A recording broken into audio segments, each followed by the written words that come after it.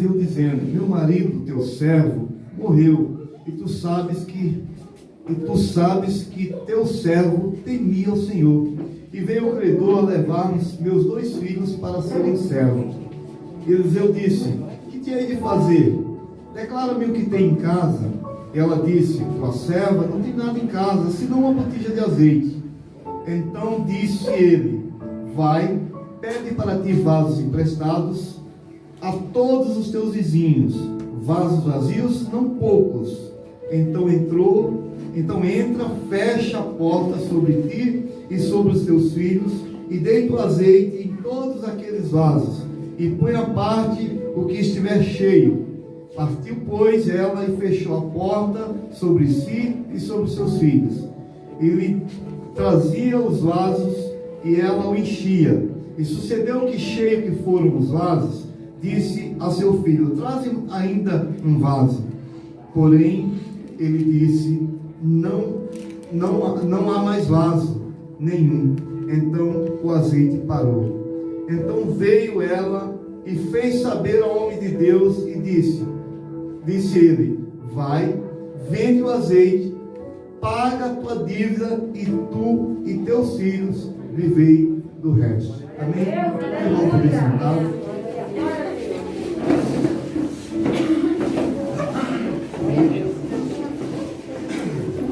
Irmãos, nós estamos diante de uma passagem onde nós percebemos a grandeza de Deus com aqueles que servem ao Senhor. Essa viúva, ela não era uma viúva qualquer.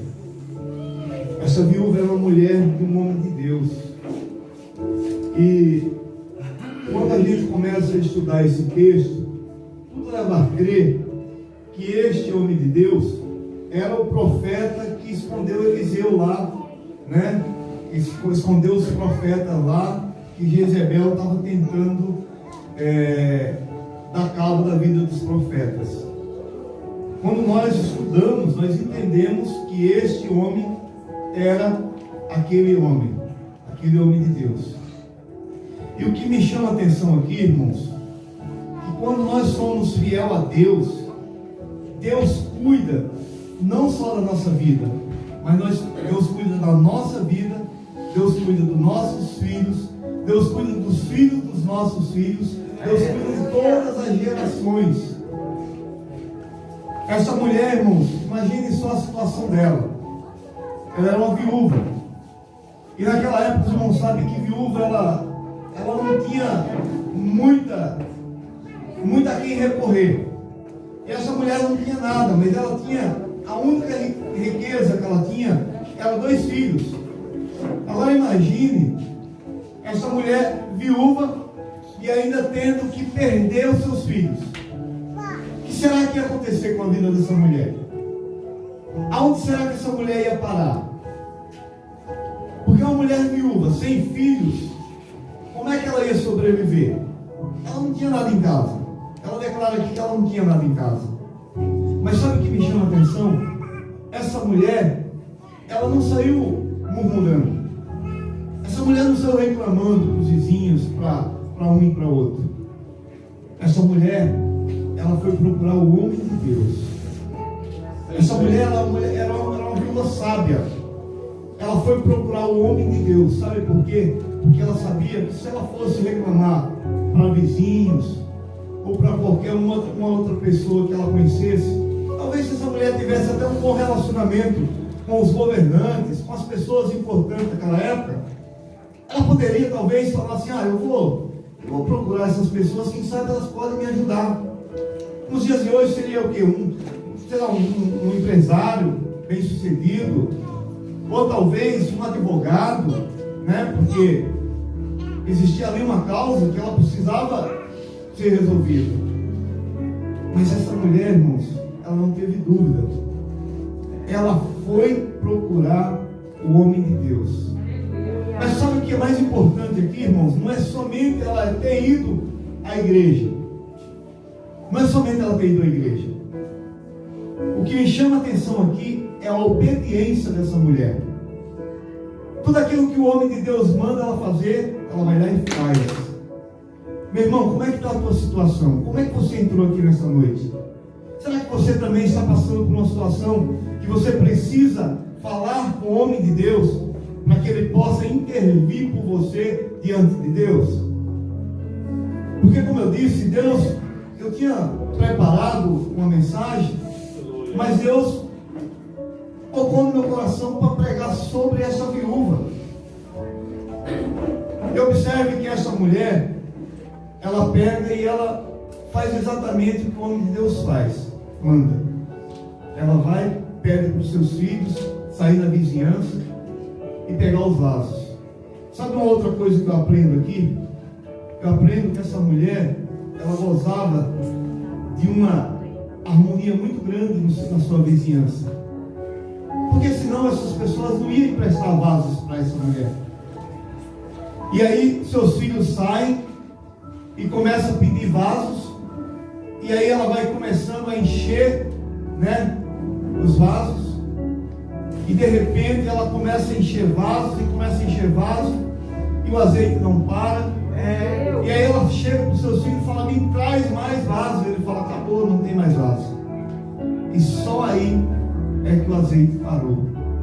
Irmãos, a providência de Deus na sua vida vai até aonde você pode administrar. Não adianta. A gente às vezes sonha muito alto, né? A gente tem pessoas que têm sonhos. Eu sinceramente, irmãos, eu acho às vezes um pouco exagerado. Alguém fala assim: eu amo carro, eu estou orando a Deus para Deus me dar uma Ferrari. Irmãos, nós temos que sonhar aquilo. Deus vai nos dar aquilo que nós podemos administrar. Não adianta eu sonhar para Deus me dar uma Ferrari, eu não tenho poder aquisitivo para manter esse carro. Então esse carro para mim acabava me sendo um problema, porque ou eu vendia, ou então não podia possuir. Então era um sonho que eu não poderia realizar, eu não poderia usufruir. Essa mulher, irmãos, ela vai nas suas vizinhanças, ela pede vasos emprestados, e aí ela começa a encher esses vasos de azeite. Aí que me chama a atenção que quando o azeite para, o que essa mulher faz? Ela volta e fala para o homem de Deus. Aí o homem de Deus fala assim: olha, pega este azeite, vende, e você vai comercializar esse azeite. E eu começo a pensar, irmãos, que naquela região este azeite foi o azeite mais procurado. Se tivesse alguém que vendia azeite naquele lugar, todo mundo dizia assim: não, eu vou comprar o azeite da viúva, porque o azeite da viúva não existe nenhum azeite igual ao dela. E aí, olha que coisa interessante. Ele diz assim: olha, você vai, vende o azeite, né? E aí ela passa a viver daquele azeite. Ou seja, uma mulher que tinha 2 filhos, que poderia ser escravo, ela poderia ser uma mãe abandonada, seus filhos servindo de escravo para outras pessoas, para os credores. Mas aí agora ela passa a ser o quê? Ela passa a ser uma empresária. Ela passa a ser uma comerciante. Ela passa a comercializar azeite. Meu irmão, como é que está a tua vida? Como é que está a sua situação? Você está reclamando porque as coisas não estão dando certo com você? Deixa eu te dizer uma coisa. Você precisa fazer como essa mulher fez. Vai até o homem de Deus. Sabe o que isso quer dizer? Vai até a igreja. Procura o pastor da igreja. Fala para ele: pastor, eu estou com um problema, mas eu sei que se o senhor orar, Deus vai abençoar a minha vida. Então, deixa eu contar uma coisa para vocês, um testemunho. A minha primeira igreja, minha primeira congregação, fica lá perto da casa do Eli. Cadê o Eli? Eli, o tocador. Está pertinho da casa do Eli, lá no Jardim Marileiro. Aliás, o Eli, pastor, era um obreiro, um tocador, que eu sempre ficava orando a Deus para ele se cansar de ir para o Belvedere, porque ele lado do marido. Eu nunca falei isso para ele, mas eu sempre falava assim, por que esse casal não se cansa de ir lá para o Belvedere para ele ficar comigo aqui, para me ajudar aqui, porque ele estava precisando. Foi uma época que a gente estava, né, amor? A gente estava precisando. E aí, o Eli, ele é muito fiel à igreja do Belvedere lá e está lá até hoje. Mas olha só, uma vez eu estava orando na igreja do Marilena, e Deus tocou no meu coração para dizer, pastor, para os irmãos o seguinte: irmãos, eu gostaria de saber quem está com problema aqui hoje e crer que Deus pode resolver. Eu gostaria que você viesse aqui à frente, que eu vou orar e eu creio que Deus vai mudar a história da sua vida. Aí eu senti que os irmãos não ficaram assim muito certo daquilo que eu estava dizendo. Eu disse: irmãos, olha, eu sou uma pessoa de fé. Eu não tenho muita coisa não, mas eu tenho fé. E eu não sei se você tem fé como eu tenho, mas eu quero dizer uma coisa para você nessa noite. Se você não tem fé, mas você tem um problema, e você não vem aqui à frente porque você não tem fé, então faz o seguinte: se agarra na minha fé, porque eu vou orar por você e Deus vai te abençoar. E eu falei aquilo, pastor, Deus tocou no meu coração naquela hora, eu falei aquilo, eu falei: olha, eu vou orar por você, aí vamos ficar de pé. E eu ministrei uma oração. Passou alguns dias, aí uma irmã me procurou. Falou: pastor, eu estava num culto, talvez o senhor não lembre, e eu estava me sentindo a minha fé muito abalada. Eu estava passando por uma situação muito difícil. E aí o senhor lançou uma palavra, e na hora que o senhor lançou aquela palavra, eu falei assim: Deus, eu vou me segurar na fé do meu pastor, porque eu estou fraco. E aí ela orou desse jeito, ela falou assim: Deus, eu vou me segurar na fé do meu pastor, porque eu estou fraca. E aí eu ministrei a oração, e despedi uma igreja, e aí a irmã foi para casa, e é aquele problema que a irmã tinha, pastor, Deus entrou com providência. Deus entrou com providência e a irmã foi abençoada. Irmão, deixa eu falar uma coisa para você. Às vezes você está com problema na sua casa e talvez você está com a sua fé até abalada. Talvez não, eu sei que tem alguém aqui que está nessa situação, porque Deus não mudaria a mensagem. Eu sei que tem alguém aqui que está nessa condição, está precisando de uma provisão da parte de Deus.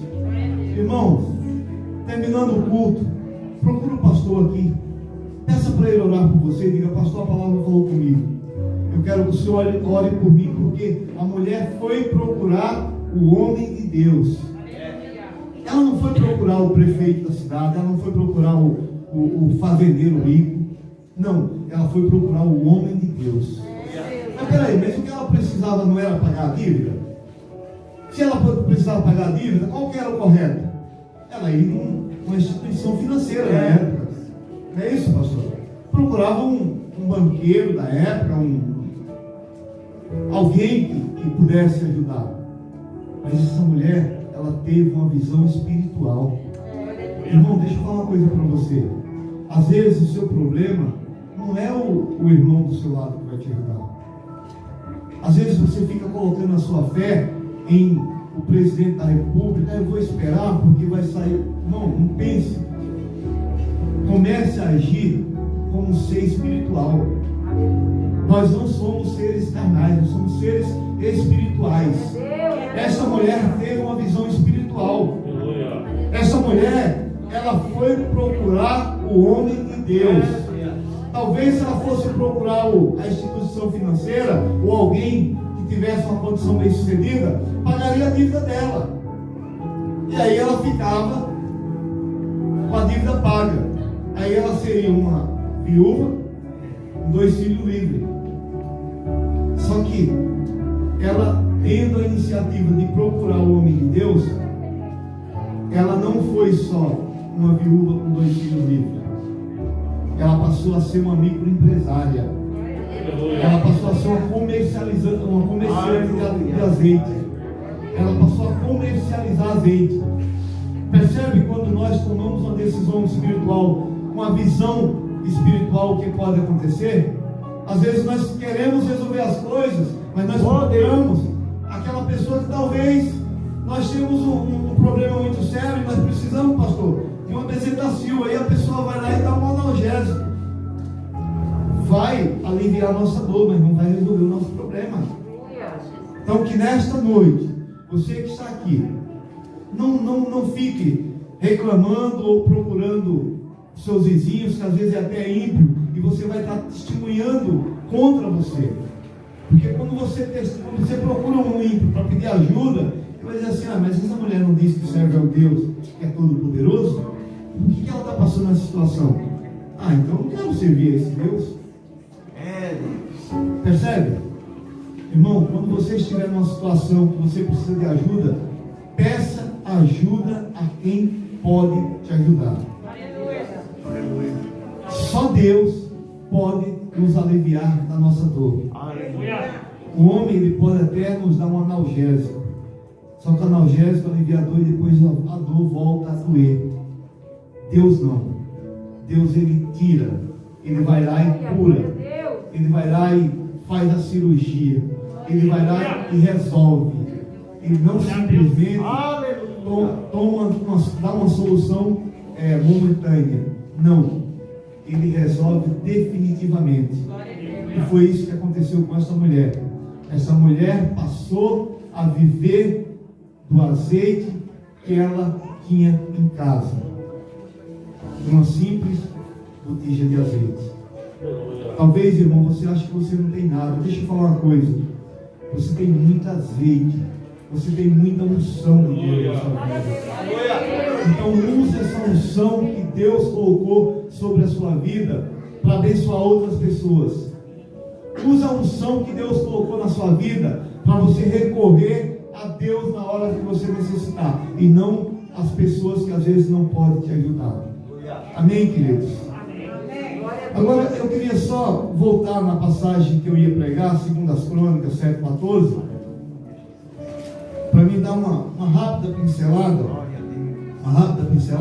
2 Crônicas 7,14, a partir do versículo 11, diz assim: assim Salomão acabou a casa do Senhor e a casa do rei, e tudo quanto Salomão intentou fazer na casa do Senhor, a sua casa prosperadamente efetuou. E o Senhor apareceu de noite a Salomão e disse: ouvi a tua oração e escolhi para mim este lugar para a casa de sacrifício. Se eu cessar os céus e não houver chuva, e se eu ordenar os gafanhotos que consuma a terra, e se enviar a peste entre o meu povo, e se o meu povo, que se chama pelo meu nome, se humilhar e orar e buscar minha face e se converter dos seus maus caminhos, então eu ouvirei dos céus, perdoarei os seus pecados e sararei a sua terra. Agora estão abertos os meus olhos e atenta aos meus ouvidos a oração deste lugar, porque agora escolhi e santifiquei esta casa para que o meu nome esteja nela perpetuamente, e nela estarão fixos meus olhos e o meu coração todos os dias. Irmãos,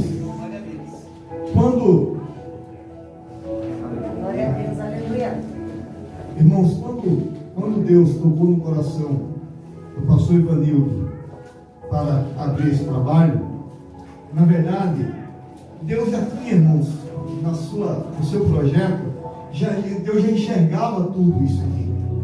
Deus já enxergava este salão da forma que ele está.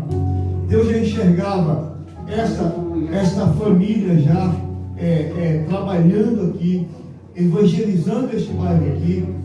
Porque para Deus, irmãos, nada é feito simplesmente porque o homem pensou em fazer. Não, o homem pensa em fazer, mas Deus, ele já está adiantado, ele já está com os planos dele lá na frente, já está tudo projetado. Então isso aqui, irmão, não é porque alguém sentiu o desejo de abrir um trabalho aqui, não. Isso aqui é porque Deus já tinha projetado. Esse trabalho já estava no coração de Deus. E quando nós olhamos para esse texto aqui, nós vemos aqui que Deus, Salomão, ele primeiro, quando você volta lá no começo do capítulo, Salomão, ele constrói o templo. templo, na verdade, era um desejo de Davi. Os irmãos sabem que Davi, ele tinha o desejo de construir esse templo. Mas aí Deus disse para Davi: Davi, você não vai construir o templo. Agora, olha que coisa interessante. Seria mais ou menos se Deus dissesse para o Ney aqui, ou talvez até o pastor Ivanildo, né, na autoridade de Deus, disse assim: olha, Ney, você construiu tudo isso aqui, você ficou 15 dias trabalhando aqui, mas não é você que vai ficar aqui não, é uma outra pessoa. Como que será que o Ney se sentiria e a irmã Gisane? Sabe o que me chama a atenção, irmãos? Deus falando para Davi que ele não ia construir o templo. Davi começou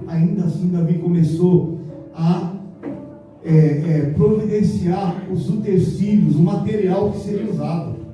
Davi começou a providenciar o ouro, a prata. Davi começou a organizar tudo.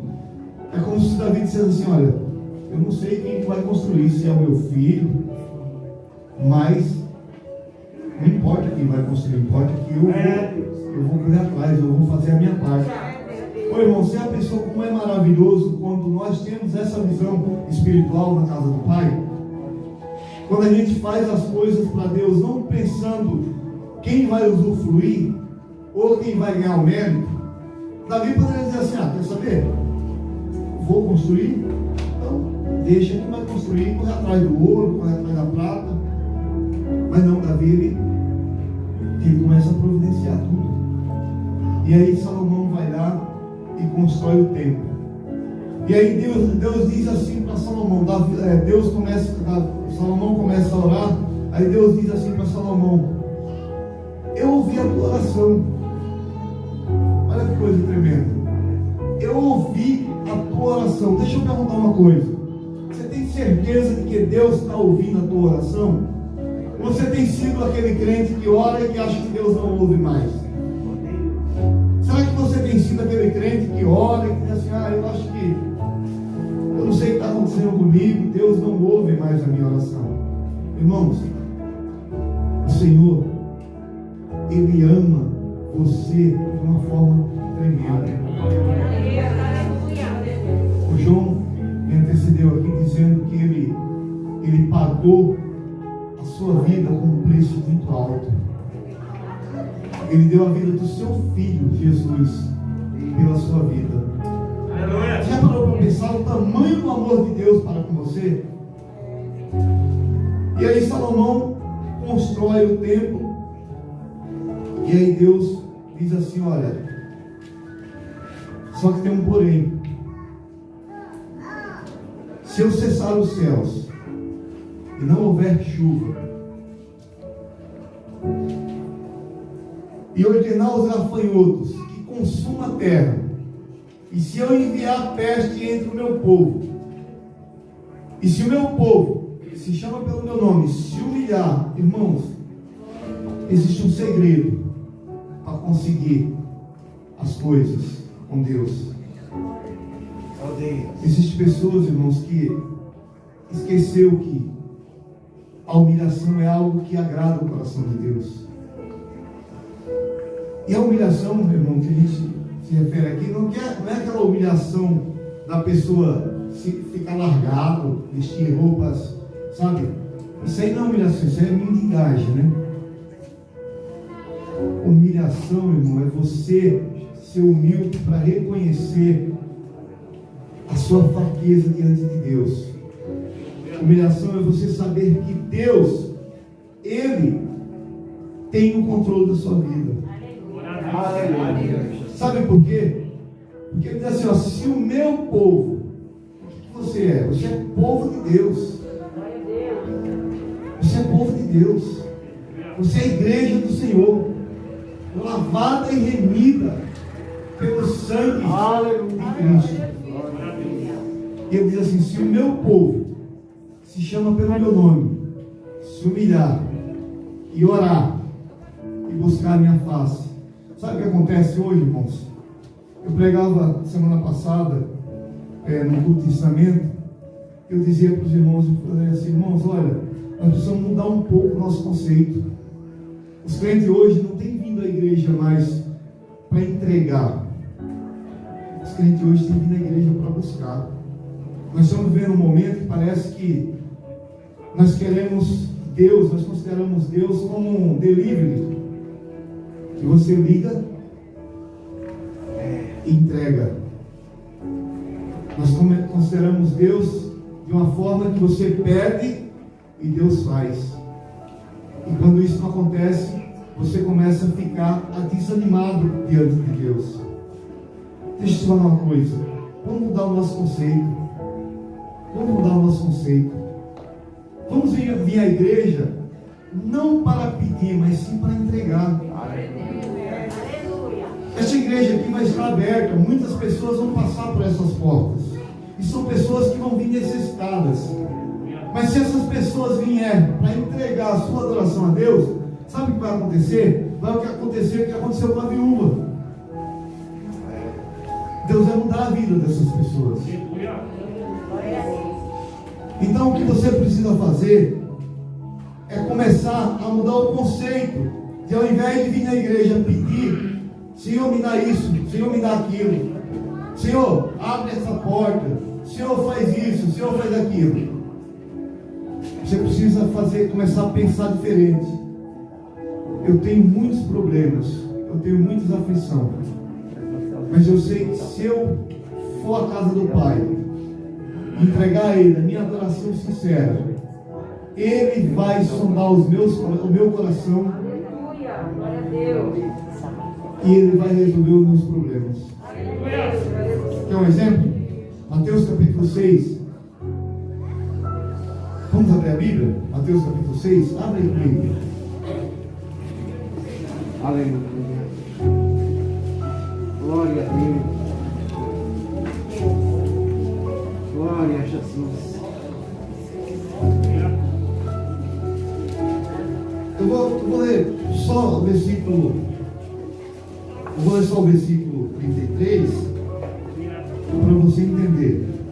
Diz assim: buscar-me-eis e me achareis. Não, desculpa. Mas buscai primeiro o reino de Deus e a sua justiça, e todas estas coisas vos serão acrescentadas. Olha só. Buscai primeiro o reino de Deus e a sua justiça, e todas essas coisas lhe serão acrescentadas. Irmão, quando você busca o reino de Deus com sinceridade, quando você se joga na presença de Deus com alegria, quando você se derrama na presença de Deus, certo de que você está adorando a Ele, o coração de Deus se alegra. E aí você nem precisa abrir sua boca para falar para Deus o que você precisa, porque Deus conhece as suas necessidades. Deus sabe o seu problema. Eu não sei como você entrou aqui nessa noite, mas se você entrou aqui com um problema sério, você precisa que este problema seja solucionado, sabe o que você faz? Chega na tua casa, fecha o teu quarto e se derrama na presença de Deus e começa a adorar Ele. Começa a dizer: Senhor, eu aprendi hoje que o Senhor é digno do meu louvor, o Senhor é digno da minha adoração, por isso eu quero te adorar na beleza da tua santidade. E começa a chorar na presença de Deus, e começa a agradecer a Ele por aquilo que Ele já fez na sua vida, não por aquilo que Ele vai fazer, não por aquilo que você precisa. Começa a lembrar de tudo que Deus já fez na sua vida e começa a agradecer a Ele, e aí você vai ver o que Deus vai fazer naquele problema que você espera uma solução. Amém, queridos?